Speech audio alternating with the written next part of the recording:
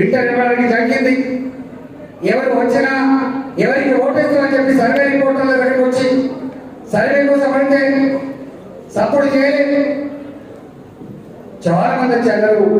ఏమన్నా హుజరాబాద్ ఒకనాడు గొప్పగా మాట్లాడింది, ఎందుకు సైలెంట్ అయింది అని అంటే తప్పకుండా సైలెంట్ గానే అవుతారు వాళ్ళు. దుస్తులకు దూరంగా ఉండవలనే సిద్ధాంతాన్ని ఆచరిస్తుంది నా హుజరాబాద్. దుర్మార్గం పాలన అంతం అయ్యేంత వరకు తప్పనేమో మాకని చెప్పి అర్థం చేసుకునేది నా హుజరాబాద్.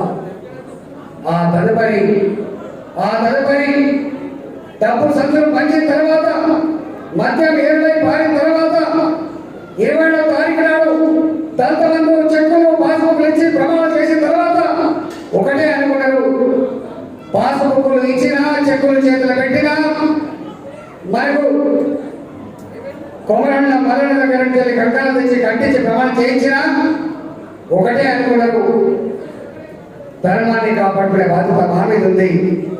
మా హుజరాబాద్ వైపు యావత్ తెలంగాణ మాత్రమే కాదు, ప్రపంచంలో ఉన్న తెలుగు మాట్లాడే ప్రజలందరూ కూడా ఎదురుస్తూ ఉన్నారు. నా హుజరాబాద్ వైపు దేశంలో ఉన్న ప్రజాస్వామ్యవాదులు ఎదురు చూస్తూ ఉన్నారు. నా హుజరాబాద్ వైపు ధర్మాన్ని న్యాయాన్ని కాక్షించే వారు ఎదురు చూస్తూ ఉన్నారు. ఆ కర్తవ్యం నిర్వహించాలని భావించి 30వ తారీఖు నాడు అసలైన ఆత్మను ఆవిష్కరించింది నా హుజరాబాద్. ఆ ప్రజల తీర్పుని 2వ తారీఖు నాడు కులంతో మతంతో పార్టీతో సంబంధం లేకుండా వాళ్ళు మలకాకి వాసులు కావచ్చు, వాళ్ళు అమెరికన్ వాసులు కావచ్చు, వాళ్ళు దుబాయ్లో ఉండవచ్చు, ముంబైలో ఉండవచ్చు, టీవీల ముందు కూర్చొని చూసి ఆ రోజు ఎక్కడ కూడా రోడ్డు మీద జనం లేదు, ఎక్కడ కూడా సంతోషం లేదు. సంతోషం ఎప్పుడు మొదలైంది? తప్పకుండా గెలవబోతున్నప్పుడు మాత్రమే సంతోషం మొదలైంది.